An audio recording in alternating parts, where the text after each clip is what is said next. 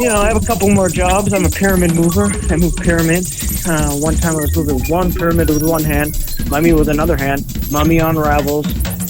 Got this curse over me.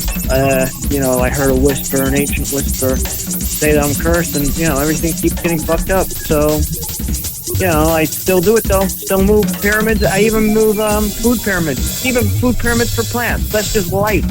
Yeah, just natural light. It blinded me once. Had to get a seeing Venus fly trap.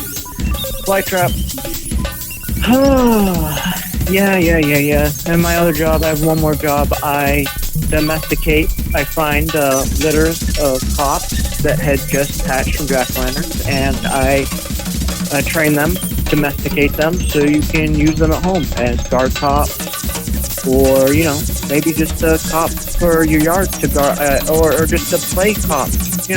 People like cops. So anyway, my skin's gone. I gotta go find my skin, and my skin went underground, hanging out with a bunch of skinwalkers. So, I'm going to the Hall of Worth, and I get in an Uber. Because it's a long walk once you get down there. And it's a shared ride. This Medusa chick sits next to me. The snake scared me a little bit, I gotta say. Snakes were hissing, biting, and I'm like, can you please get your snakes out of my face? And she's like, oh, you've got textured hair prejudice? You don't like my snakes? I'm like, dude, I'm a vegan. I'm not going to let you cut your snakes off. I'm going to be feeling uncomfortable if you hit your snakes in public. I just don't want your snakes biting me right now. So can you please, I don't know, put them in a hair tie or something? So my epidermis detached from my body in the Hall of Earth has made the noble career of being a cult leader. And hundreds of thousands of these followers, they are all tree humanoids. Very literate, though, when it comes to palms. So I went up to the tippy-top, A#1 palm reader, and I said to my skin, the latest free palm reading. So I got a palm reading, and the first thing the palm reader was saying to me, a bunch of weird sounds, and I'm like, if you're going to speak your telepathy to me, do it in English, please. So, turns out it wasn't a palm reader, it was a palm tree reader. So I listened to the advice of a palm tree reader, butterfly effect. I ended up having an island growing off the top of my head with a civilization just having war and famine and starvation and bombs, and it was giving me a headache. So I say to my skin, all right, fine. You win. I'm done. No more jobs. What I did is, I'm familiar with beehives. As you know, I work for one. So I thought I'll squat in a beehive tonight. Trick everyone thinks I'm a bee for the night. So I go in the beehive, and when the cops were 2 steps ahead of me. They knew that that's something I would do. They arrested me. They were in the beehive. It was a sting operation. So, I get thrown in jail. And you know what? That's jail. That's where I learned to read. Read palms. There was a whole library full of them. That's where I first learned to read the Bible. And I don't know if you know, but after this reading, I found out that the New Testament was actually written first on the palm of Jesus. And where that little old nail is was where the years of the life that was left out. It was written, but the nail ripped it away. Well, I'm just fucking with you. They crucified 2 of it. But, actually they did. They alliterated the middle of his palm, and they went, oh, wait, he's going to fall through. And then they put nails through his wrist, too. So he had, 4 holes right there. So my goal when I got out of jail was to go find the missing palm skin of Jesus to complete the Bible. Figure out what's next. What's after Muhammad? What's the next part? Who's the next chariots of the sky, so to speak? That was good. I did all my time. But while I was in jail, I wanted to join the school shooting team. Think I could get good. And I practiced. I was on the school shooting team in jail. We did a guards versus prisoner, good sports. Made me think maybe I could go get my GED. Maybe I could go back to high school. Maybe I could try out for a school shooting team. Maybe I could make it to all states. Who knows? Jail. So when I get out of jail, there's only one place left for me to go. Home to my wife. And she is not a humanoid either. She's actually the embodiment of what left that mummy raveling. It was just kind of dust. Kind of now has liquid parts. Like her vagina is liquid dust. She's obsequious and kind of ethereal. And we live in this nice, affordable tornado made out of cyberwind. Everything's run on the wind there. Cyberwind cost, it was affordable, but seriously, the inflation is crazy. It was $600 a month for this tornado, but it went up to $3,000 a month. And landlords won't do shit. They won't fix the inflatable windows. They won't do shit. So, you win some, you lose some. So I told my wife, what do you think? I think I'm going to go back to school, freshman year, and yeah, I'll take the science and the math because I have to. But I'm really in it for the school shootings. I think I have a real shot. When I was in jail, I was on the school shooting team, and I never lost. And then she's like, okay, but the addiction, the dehydration, all right? You're just going to be drinking Monster energy drinks, just school shooting day in and day out. I mean, I know it helps your hand-eye coordination, and it creates, team playership and stuff, but there's some negative sides. Some negative sides to school shootings, if you want to know the truth. And I'm like, okay, she's going to crush my dreams again. Seriously? So I'm like, you know what? Let's get this divorce right now. And she said, how much money you got? I'm going to take you for all your money you got. And they say money talks. And I always listen. And I never heard it except this day, the divorce day. $20 bill in my pocket. Started saying, let me out of your wallet. And I let the $20 bill out. And I said, whoa, this money is talking for the first time. And the money started to try to order me around. I'm like, all right, Dad, slave owner on paper. You're trying to tell me what to do? And then the $20 bill said, I can't help that I look this way. I was just printed out this way. $20 bill kind of made me feel like an asshole. And I didn't really notice that he was just distracting me. So the rest of the money was creating a little fire in my pocket. They had a little pocket volcanoes. They hit together on rocks to create a super little fire in my pocket. They were burning a hole in my pocket to escape. And all my money ran away. The day of that divorce, same day. The haunted house that takes place on the 14th floor of your aunt's high heel shoe. All right, well, we'll go right down into the high heel part of that high heel shoe, and we'll go knock, knock, knock, knock, knock. Who's there? Brad. Brad who? Brad from your high school's varsity Russian roulette team. Well, all right. I know that you were star player of Russian roulette. Done only went off a few times, huh? Yeah. And you want to know the secret? I live in a state where they allow lobotomies medically and recreationally. It's progressive that way.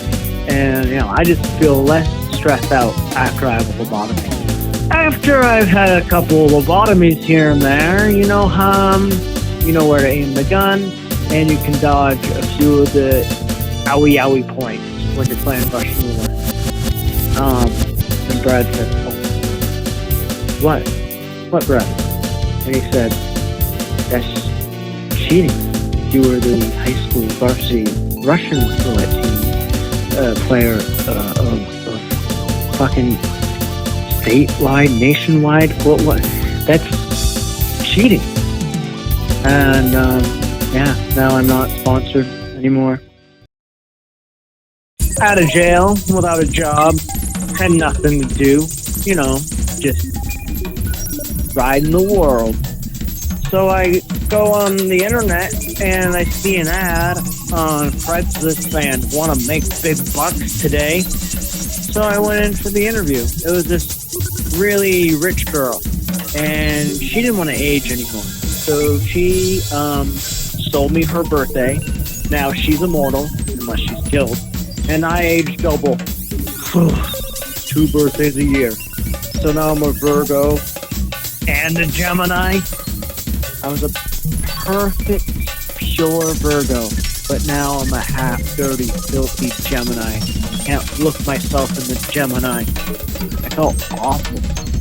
Just hanging out in Gemini neighborhoods, taking fights at bars, beating the shit out of Pisces. Because, you know, how Pisces piss you off. Wearing their fanny packs, eating snail, you know. "Oh, I'm friends with the Capricorn." Fucking most violent sign that there is. Besides, well, Taurus, but they're just like dumb, so dumb. "I'm gonna rape a raindrop," you know? I couldn't stand it. I went back to the girl and I said, "Can I just have my Virgo birthday? I don't want to be a Gemini too."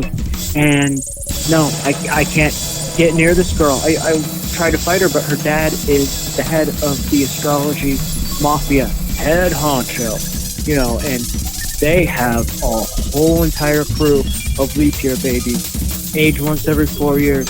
They do hard murder. They're not going to get time. They're underage, you know. So the astrology mafia, also they're backed up by everything they want: money, muscle, everything. Because once stars went on sale, you can buy a star. Look it up. Say buy a star. You can buy a star. Astrology mafia, they've been buying up all the stars and relocating them. Sky gentrification, making their own personal constellation to force fate to give them every single luxury that they want. And all of their family members born that way. They're born into it. I was creeping around the headquarters, astrology mafia. Someone got an eye of me. They brought me in the back room. I was all tied up. They came out with bats and with nails on them. Came out with sulfuric acid. They were gonna fuck me up. And they said, "What are you doing sneaking around our headquarters?" And I said, "Look, head honcho, where's he at?" "You're looking at him." I said, "Your daughter, she sold me her birthday." Big whoops, why do I give a fuck? I just want to be a Virgo again. I don't want to be half Gemini. And he knew, like, that's a pretty awful sign, because they had their own luxury signs. You know, he personally was a Virgo. We related a little bit. He said, "I still have to kill you for sneaking around, putting your snut in our business." And I said, "All right, do away with me if you want, but I got some big information for you." He said, "What is it, buddy boy?" And I said, "All right, I'll tell you. I have a key to the 8th day, secret day in between Saturday and Sunday." I said, "I have the key. I have a key to the secret day in between Saturday and Sunday, which means you can be the only people to have births in this day. Have your own private family bloodline in this one day that nobody else knows about, with your own personal constellation, so you can make your own 100% signs that have never been before. Complete new astrological signs." And they said, "All right, we won't kill you. That's a goddamn good deal." So now they have a new sign. Is the name of the sign. And it was me that passed it on to them. And they are the people that run the world. The sign is the blood family line that runs the world. They gave birth to 12 super babies, and they're all 15 feet tall. And, they walk in between reality and, elsewhere. Just like our reality and other realities, kind of like bed sheet walk around, tent style, like when you build a fort, bounce around, see little balls of energy. But they're like 10 feet tall. They eat celery primarily. Yep. Now that I shut the fuck up, me. All right, now let's hear it from my perspective. Trenton's skin. Trenton, the body, was getting drunk all the time, drinking fifths of vodka, abusing the body hardcore. I was getting kind of sick of that. So, one time when we were blacked out, passed out, woke up in this giant spider web. This spider web, we were cocooned into it. The spider had already spun the weaves of the sleeping bag tight as we were stuck. And the spider wasn't coming at us that day. The spider ate some mosquitoes, saw some fly. Glad we weren't first, but we were clearly going to be eaten in the morning. And some spider was just eyeing us all night. But it was good spider parenting. Like, oh, you already ate. You gotta wait till the morning, and you're not even gonna get to eat the people because you didn't even finish your fly. You have to finish your fly before you move on to the people. So, spider dad just got back from his spider job with his little spider suitcase, put his kid in the little spider bed, and we were spider scared that we were gonna be spider food in the spider morning. But with all that vodka flip-flopping around everywhere, I just away from me, off from me, and thought, okay, this isn't going to be my big escape yet. I'm going to wait. But now that I know how to get away from the body, how to escape the body, it's going to be very drug-addled to get to that point, to be able to just escape yourself to begin with. After all the abuse of work, it's just, oh, come on, work. There's a time and a time for time, and there's not all the time for just breaking, infuriating work, so that's when I figured I'm going to skedaddle. I got away, and I'm like, I'm going to get as far away from me as possible, and that's where I knew was underground. I didn't know at the time this whole utopia where everybody started to follow me as a cult. I didn't know that all my best friends would be upside down guys. So now I just want to tell my side of it, because me was so frantic about it. And there we are. I just let me talk. So I got a 25 cops right now. They're all neutered, all spayed, and looking for good homes. Some of them are aggressive. Some of them are mild. Got some seeing eye cops for the blind. We got some cops sniffing out bed bugs in hotels. So if you want a cop, we will give you one. Electric shock collar included. Just call us down at 1-800-BY-DOMESTICATED cop today. The roller coaster, the movie, the lightning bolts. It's about this time I saw the family dog praying with its paws together in a kneeling position. I'm like, what? I've never seen anything like that. So I'm like, I gotta take a breather, go outside. So I take the pet car accident outside for a walk. Just getting some fresh air. I thought, you know what? I should be a feng shui consultant. And that I did. I became the biggest feng shui artist that there is. I became the best feng shui-er that there ever was. You know, you don't like your job, sweeping liquid dirt for 10 cents a day? Move that pillow east, and now you're going to be a professional finding suitcases full of money on the sidewalk daily. You know? You're going to have so much money, you're going to have disposable islands. Just get one or two uses out of that island. You got a new island. Chain of them. New chain of islands. You have an abusive boyfriend? We'll take that coffee pot that's on the left burner and put it on the back right burner, and move your paper towels next to your spices, and now he's a loving boyfriend. A really good pal to be with. I can feng shui pretty much anything. Like, oh god damn, we're late because the bus isn't here. Well, you know what? I'm gonna feng shui this river into a train, and it's gonna pick us up right now and bring us there.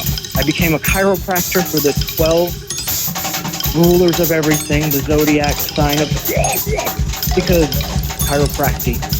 What is that? That is just feng shui your body, how you move your body.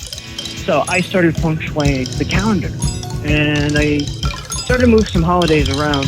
I made Christmas a loser holiday and Halloween too. And that confused and threw off all the computers, all the algorithms were down. All the hospitals were down. Well, hospitals are kind of full of themselves. All those signs, those H signs. I'm a hospital, look at me. So internet and everything's down. I gotta feng shui my way out of this problem. And what I did is I took the secret 8th day in between Saturday and Sunday, and I feng shuied it right in between Tuesday and Wednesday, and I took 3 minutes of that day and I put it into our regular calendar. So we had 3 extra seconds in the year 2022. Nobody noticed it, but that just feng shuied everything into normalcy and, you know, put a little pep in my step. If you want to look me up on fengswag.com, you can come into my office and I will work on you. I will take you on a feng shui experience.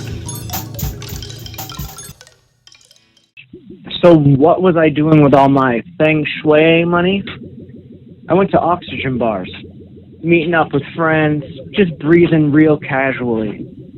Then I started going from open to close. I started spending all my money on oxygen, on breathing. When the bars closed, I would buy black market oxygen. Next to my bed, I had a scuba tank. First thing I did when I woke up was breathe a lot, heavy. I wasn't a light breather anymore. All I thought about was air. Cars, why do they have airbags? But pedestrians don't, so I invented it. Airbags for pedestrians. Something hits you, boom, airbag comes out of your chest. You're protected.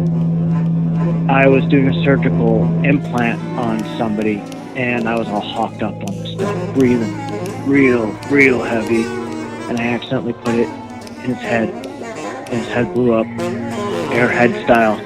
I felt awful. Terrible. I'm an addict. I ride a goddamn hot air balloon everywhere.